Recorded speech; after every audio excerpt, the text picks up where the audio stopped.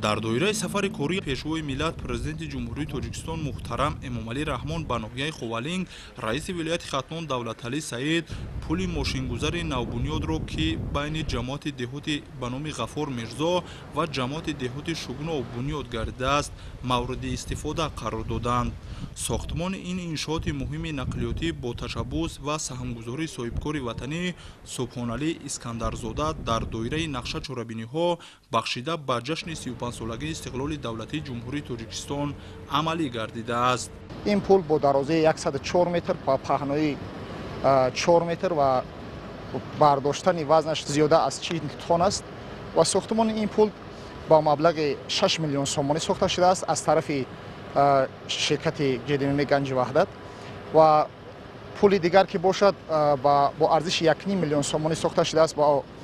дарозаи 40 метр ва ба паҳнои 4 метр. ҳамаи ин бо дастури супоришҳои асосгузори сулҳу ваҳдати миллӣ пешвои маъзами миллат муҳтарам эмомалӣ раҳмон аст. пули мошингузар ки дарозаи он 104 метр ва паҳнояш 4 метр мебошад мушкилии рафтуомади садҳо сокинони ду ҷамоатро бартараф намуда имконияти дастрасӣ ба роҳҳои асосиро барои сокинон ва хоҷагиҳои деҳқонӣ осон гардонид.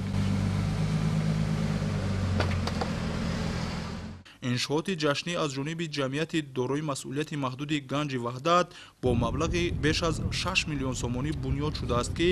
иқтидори вазнбардории он то 40 тоннаро ташкил медиҳад. тибқи иттилоъ баҳри бартараф намудани мушкилоти равои сокинони ҷамоати деҳоти шугнов якчанд пулро ки солҳои пеш дар ҳолати валангор қарор доштанд бо дастгирии соҳибкорони ватанӣ аз навсозӣ шуданд. бахшида ба ҷашни 35-солагии истиқлолияти давлатии ҷумҳурии тоҷикистон дар ҷамоати деҳоти шугнов зиёда аз 35 иншоот ба нақша гирифта шудааст ки қисми зиёди онҳо сохта ба истифода дода шуд. имрӯз хурсандии мардум ҳадди канон надорад ки ду пули мошингузарӣ ки дарёи рохсуро убур мекунанд бо дарозии 104 метр сохта ба истифода дода шуд аз тарафи корхонаи ҷдмм ганҷи ваҳдат. солҳои пеш бисёр мардуми ҷамоати деҳот ба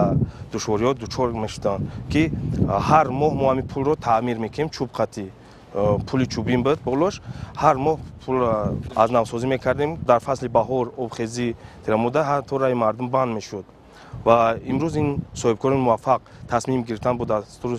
ҳидоятҳои асосгори сулҳу ваҳдати миллӣ пешвои муаззами миллат тасмим гирифтанд дар ҳамин ҳудуди ҷамоат мушкилии мардумро бардоранд ва ду пули мошингузар сохта ба истифода доданд.